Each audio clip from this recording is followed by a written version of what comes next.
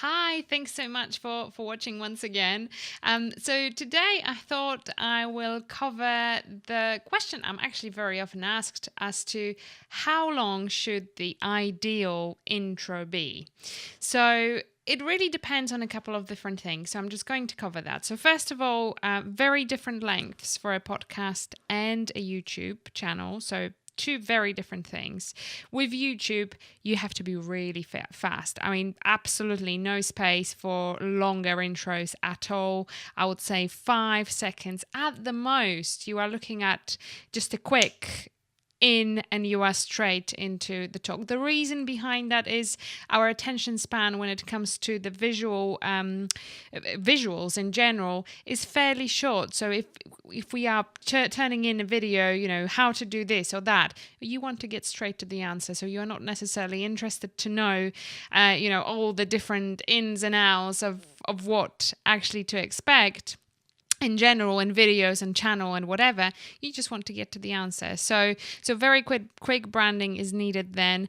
I think intros on YouTube are important. They do add that extra bit of kind of professional feel. I know I currently don't have my intros on YouTube. This is something I will be adding on later on as I go. I did want to start with absolutely progress over perfection, and if I was to add every single little bit along the way, it would simply delay me. So I didn't do it. But I think with time, if you take this seriously, it's good to have a good intro on YouTube.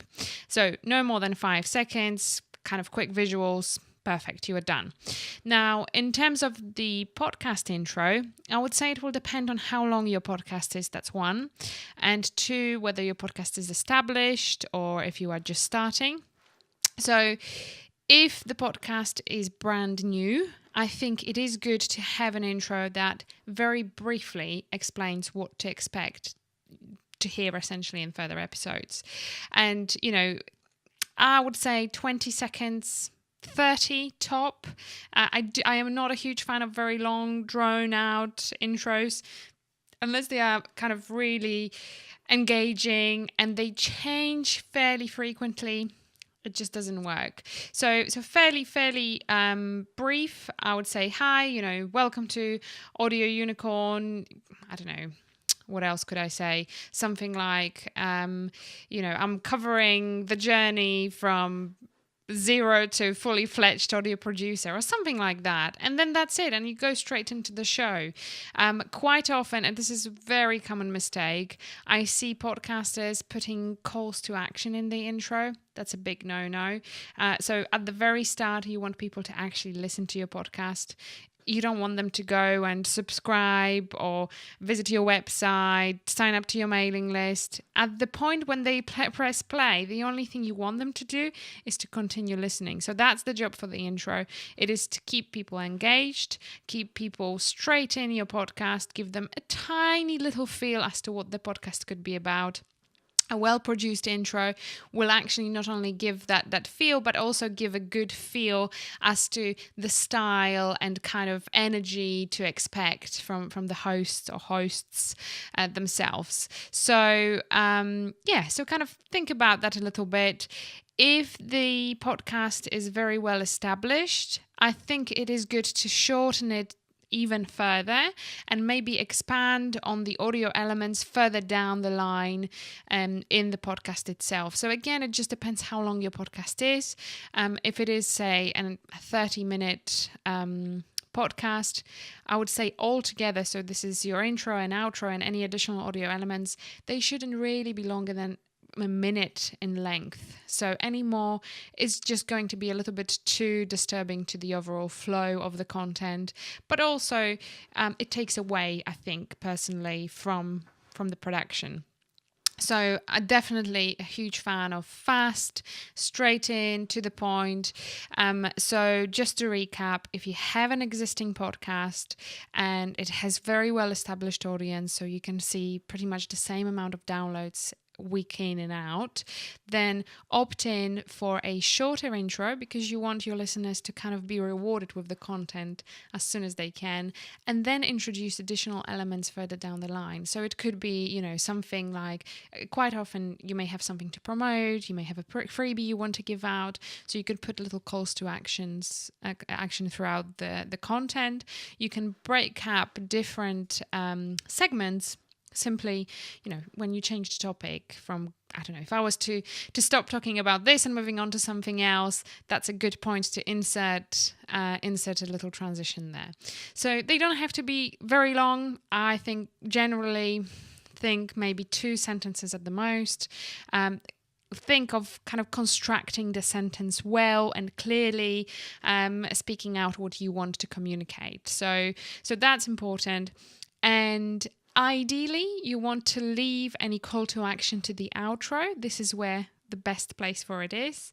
And you don't want to put more than 1 call to action per episode. So don't give people a huge shopping list. I usually use the analogy of going out and buying vegetables. If I said to you right now, okay, you go get me potatoes, carrots, leeks, onions, and maybe some parsley. Would you remember it all? Probably kind of few minutes down the line you wouldn't. But if I said just go and get the carrots, you will go and get the carrots. So it's kind of the same. We do have a limit as to how much we can take in. We are overloaded with a lot of things on a daily basis, be it through Facebook, through YouTube. There is a ton of information our brain is processing. So make it easy to your listeners. Make it, in fact, as easy as you can for them to process what you're asking to do and then move from there. So I hope this helps in some way. I thought I mentioned it because one of the things I've been doing today is producing, obviously, a little bit more of podcast-related audio. So I've done a little podcast intro again today. I guess my biggest challenge today was trying to work with a music track that doesn't have a natural ending. So it's not as easy to kind of bring the piece to conclusion. So say if it's a podcast intro, it kind of needs to have like a nice, powerful close, and you need to move in further. So I have once again asked my one and only Mike Russell to help me out with it, and he has given me some tricks, which is really, really good. And again, it's just, I feel like every day, just those little pieces of information, they actually open up almost this another drawer of ideas in my head. I think that's probably the easiest way I can put it, but I'm really enjoying it. And I think actually the more I do it, the more I enjoy it, which is great. It really, really is great. So I hope you are going to enjoy it. I'm just going to play it at the very end of the video. So please do comment with any feedback. I always appreciate that.